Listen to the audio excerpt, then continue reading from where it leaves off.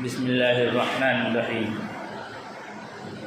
نحمده ونصلی علی رسوله الکریم اما بعد فقد قال رسول اللہ صلی اللہ علیہ وسلم الصحابی كالنجوم بأيهم اقتديتم اهتديتم او كما قال علیہ الصلاۃ والسلام۔ محترم بزرگوں اور دوستوں، سیدنا عمر فاروق رضی اللہ تعالی عنہ کی قیادت میں مسلمانوں کو جنگ یرموک میں اور جنگ قادسیہ میں فتح حاصل ہوئی۔ اس وقت کی دو سپر پاور طاقتیں قیصر و کسریٰ بکھر کر رہ گئے، ٹوٹ گئے۔ دنیا کفر میں کحرام برپا ہو گیا۔ اب تک اسلام صرف خطہ حجاز میں تھا اور اب دنیا کے بڑے حصے میں اسلام کا جھنڈا گڑ چکا تھا۔ تو ایران میں بیٹھ کر کے ان طاقتوں نے مشورہ کیا اور مشورے میں یہ پایا کہ اب مسلمانوں سے آمنے سامنے کی جنگ نہیں لڑی جا سکتی، جنگ میں ہم ان سے نہیں جیت پائیں گے۔ تو کیا کریں؟ فیصلہ یہ ہوا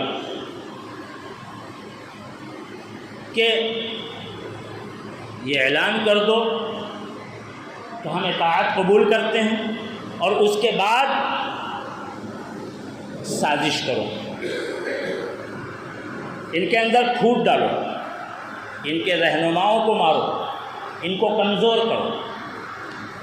اس سلسلے کی پہلی میٹنگ، پہلی سازش عراق میں بیٹھ کر کے ہوئی کہ حضرت عمر فاروق رضی اللہ تعالی عنہ کو قتل کیا جائے، کہ جنگ یرموک کے بھی ذمہ دار عمر فاروق ہیں اور جنگ قادسیہ کے بھی ذمہ دار عمر فاروق۔ ایک شخص ابو لولو فیروز مجوسی آگ پرست، اس نے کہا عمر ابن خطاب کو میں ماروں گا، مجھے کسی بھی طرح سے مدینہ منورہ پہنچا دیا جائے۔ اب مدینہ اسلامی شہر ہے، باہر کا کوئی آدمی کیسے آ کر کے یہاں رہے گا؟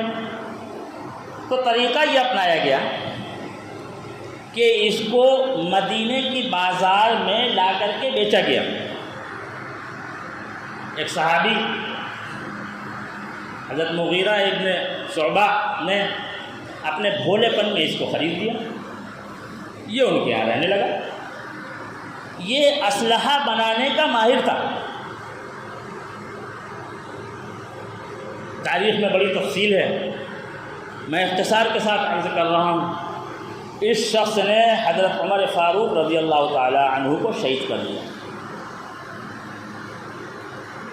حضرت عثمان غنی خلیفہ منتخب ہوئے۔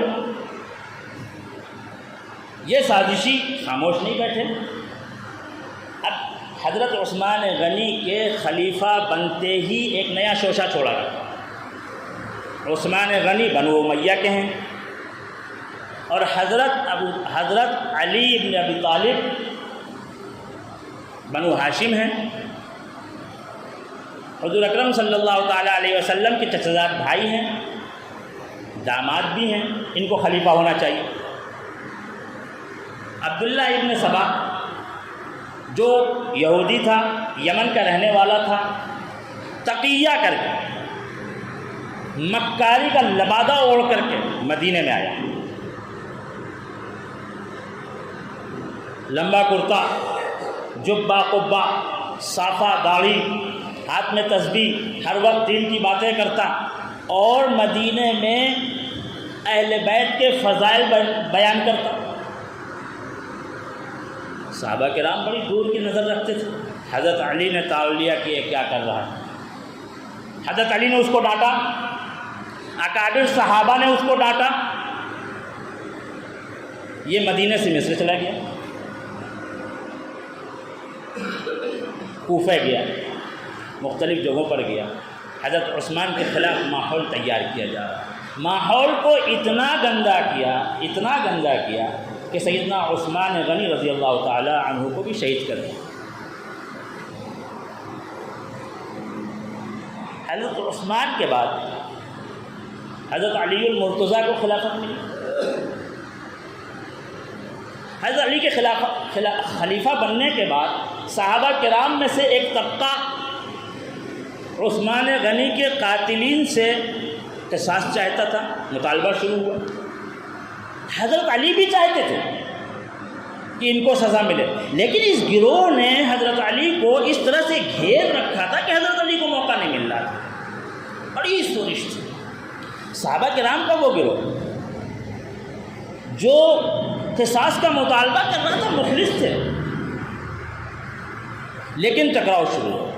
ان کا کہنا تھا کہ پہلے قصاص ہوگا، حضرت علی کہتے تھے کہ پہلے حالات بہتر ہو جائے اس کے بعد قصاص ہوگا۔ دو الگ الگ گروپ بن گئے۔ حضرت علی کی خلافت کی مدت 5 سال ہے، سن 35 ہجری سے 40 ہجری تک، اور اس 5 سال میں حضرت علی کو کوئی ایک دن بھی سکون کا نصیب نہیں ہوا، روتے تھے، اللہ کے سامنے گڑگڑاتے تھے اور چاہتے تھے کہ صحابہ کرام کی یہ جو 2 گروہ ہو گئے ان میں آپس میں مصالحت ہو جائے، اور کئی مواقع ایسے آئے کہ جس میں مصالحت کے قریب پہنچ گئے، لیکن ان قاتلین عثمان نے، ان سازشی لوگوں نے مصالحت نہ ہونے دی۔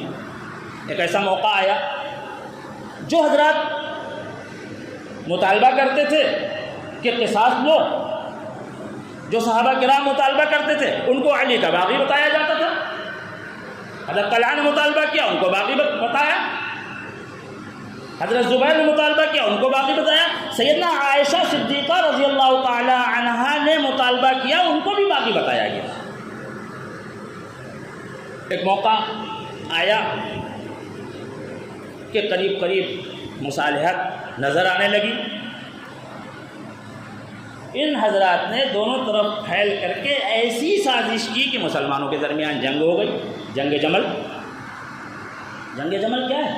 صحابہ کرام اکٹھا ہوئے تھے آپس میں بات کرنے کے لیے، مصالحت کے لیے، رات کا وقت ہے، صبح گفتگو ہونی ہے، صبح بات ہونی ہے، رات میں ایک پتھر ادھر سے ادھر پھینکا گیا اور شور مچایا گیا کہ انہوں نے حملہ کر دیا، ایک پتھر ادھر سے ادھر پھینکا گیا اور شور مچایا گیا کہ انہوں نے حملہ کر دیا۔ صحابہ کرام کی تلواریں نکل آئی رات کے اندھیرے میں، اور ان بلوائیوں نے اکابر صحابہ کو ڈھونڈ ڈھونڈ کر کے، چھانٹ چھانٹ کر کے مارا۔ کون بلوائی؟ جنہوں نے حضرت عمر کو مارا تھا، جنہوں نے حضرت عثمان کو مارا تھا۔ حضرت طلحہ شہید ہو گئے، حضرت زبیر شہید ہو گئے۔ حضرت حسن کی حضرت طلحہ کی لاش پر جب نظر پڑی تو انہوں نے آواز لگائی، ابا جان جنت کا دولہا یہاں پڑا ہوا ہے۔ حضرت طلحہ نے جنگ احد میں رسول اکرم صلی اللہ علیہ وسلم کا دفاع کیا تھا، اپنے بدن پر زخم لیے تھے، سینے پر زخم لیے تھے، ہاتھ پر زخم آئے تھے، اور اس قدر زخم آئے تھے کہ ایک ہاتھ ہمیشہ کے لیے شل ہو گیا۔ حضور اکرم صلی اللہ علیہ وسلم نے فرمایا تھا کہ جس کو روئے زمین پر جنت کا دولہا دیکھنا ہو طلحہ کو دیکھے۔ حضرت علی حضرت طلحہ کے اس ہاتھ کو اٹھا کر کے چوم رہے ہیں اور زار و قطار رو رہے ہیں، اللہ آپ گواہ رہیے گا میں اس سے راضی نہیں ہوں۔ حضرت عائشہ صدیقہ رضی اللہ تعالی عنہ کے اونٹ کے پیر کاٹ دیے گئے، گریں، زخمی ہو گئیں۔ حضرت علی سے مطالبہ کر رہے ہیں یہ لوگ، حضرت علی سے مطالبہ کر رہے ہیں کہ حضرت عائشہ کو گرفتار کرو۔ حضرت علی نے فرمایا تھا میں اس خاتون کو جس کی برات میں قرآن کے اندر پورا رکوع نازل ہوا ہے، جو رسول اکرم صلی اللہ علیہ وسلم کی سب سے چہیتی بیوی ہیں، میں ان کو گرفتار کروں گا؟ آسمان سے آگ برسے گی، کم بختو مردودو، تم کو شرم نہیں آتی؟ صبح ہوئی، حضرت علی رضی اللہ تعالیٰ عنہ چل کر کے حضرت عائشہ کے خیمے میں گئے اور جا کر کے کہا اماں جان ہم سے بہت بڑی غلطی ہو گئی، ہم سے یہ کہا گیا کہ آپ کے لوگوں نے ہم پر حملہ کر دیا، ہم تو دفاع کر رہے ہیں۔ حضرت عائشہ نے فرمایا اللہ تم پر رحم کرے، ہمارے طرف بھی یہی شور کیا گیا تھا کہ تمہارے لشکر نے حملہ کر دیا، ہم بھی دفاع کر رہے تھے۔ یہ لڑا کون رہا تھا؟ یہ وہی لڑا رہے تھے جنہوں نے ایران میں بیٹھ کر کے مسلمانوں کو کمزور کرنے کی قسم کھائی تھی۔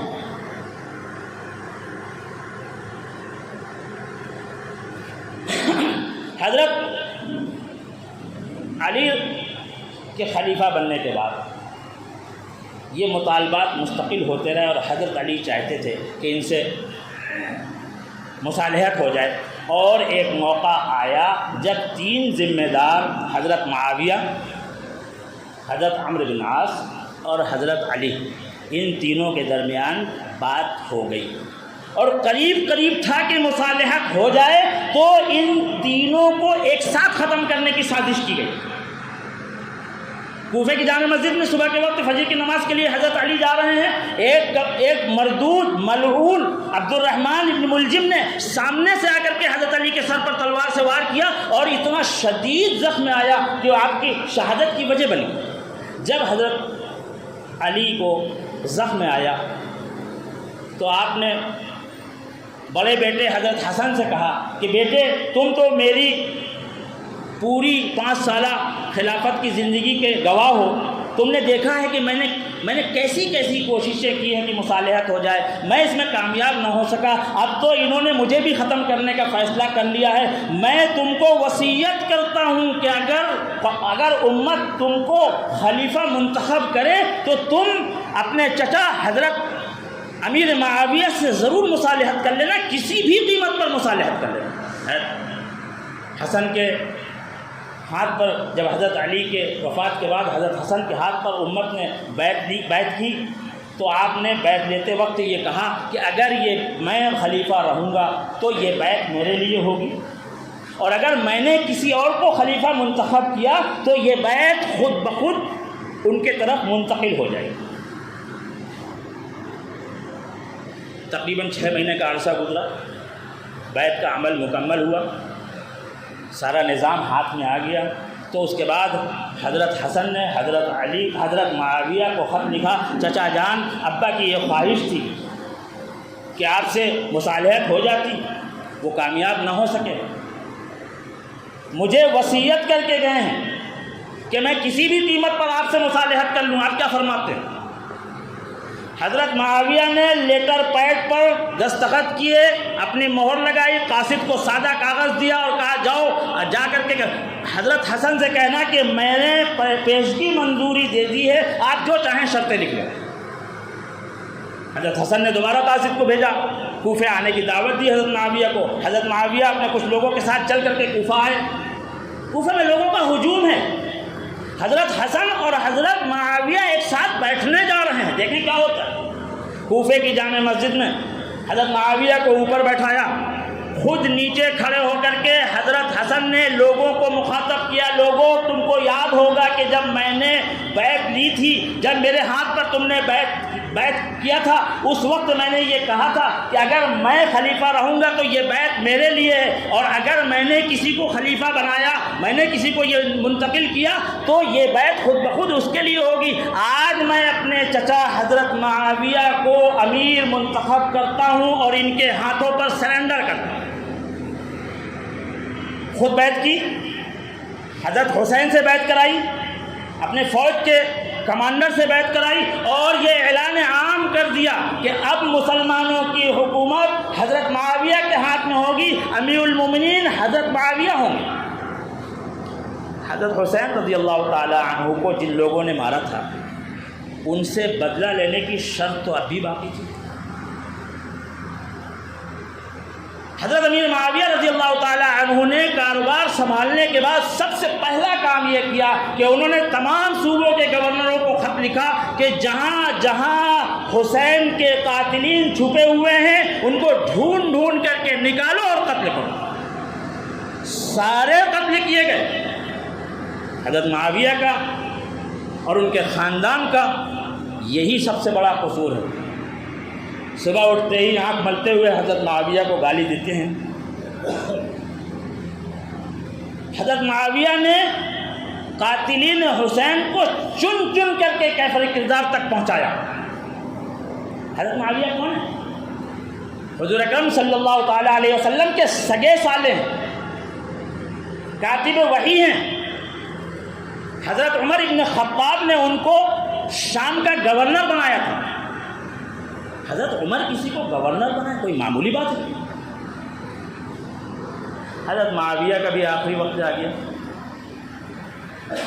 تفصیل میں نہیں جا کر کے میں اختصار کے ساتھ بیان کر رہا ہوں، کیونکہ اصل بات جو بیان کرنی ہے وہ اس کے بعد ہے۔ ان کا بھی وقت ہو گیا۔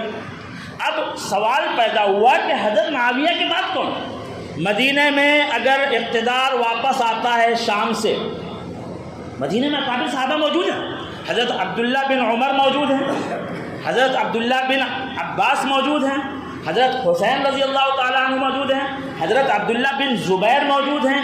ان کے تقدس کا، ان کی طہارت کا کوئی انکار نہیں کر سکتا، لیکن جو خطرہ حضرت حسن نے محسوس کیا تھا اور جس خطرے کی وجہ سے حضرت حسن نے اقتدار منتقل کیا تھا، گھر میں آئی ہوئی خلافت کو قربان کیا تھا، مسلمانوں کا خون نہ بہے اس کے لیے جو انہوں نے قربانی دی تھی، کیا وہ خاندان دوبارہ اقتدار حاصل کرے گا؟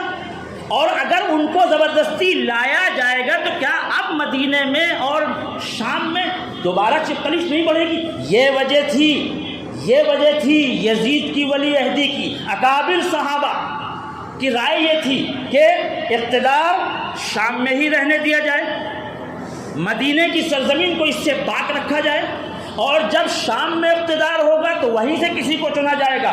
تو یزید کو مقرر کیا گیا، ان کو منتخب کیا گیا۔ یزید صحابی نہیں ہے، صحابی کے متعلق غلط خیال کرنا بھی ایمان سے خارج کرتا ہے۔ حضرت علی کی محبت میں جو حضرت معاویہ کو برا بھلا کہتے ہیں، جنت کی ہوا نہیں لگے گی ان کو، اور حضرت معاویہ کی محبت میں حضرت علی کے بارے میں اگر گندا خیال بھی، اگر میل بھی دل میں آ جاوے، حضرت حسین کے خلاف اگر دل میں میل بھی آ جاوے تو جہنم اس کا ٹھکانہ ہوگا۔ یہاں بات یہ ہے کہ ابھی تک صحابہ کرام کی بات ہو رہی تھی، اب یزید کا اقتدار آتا ہے۔ وہ لوگ جنہوں نے ایران میں بیٹھ کر کے فیصلہ کیا تھا کہ اسلام کو کبھی ہم آگے نہ بڑھنے دیں گے اور کمزور کرتے رہیں گے اور یہ سازشیں کرتے رہیں گے، حضرت معاویہ کے جانے کے بعد پھر سے سر اٹھایا انہوں نے۔ اب یہاں سے ایک نئی سازش شروع ہوتی ہے، اور چونکہ حضرت معاویہ کے دور میں یہ سہم کر کے بیٹھ گئے تھے، خاموش ہو گئے تھے، انہوں نے کس طرح سے حضرت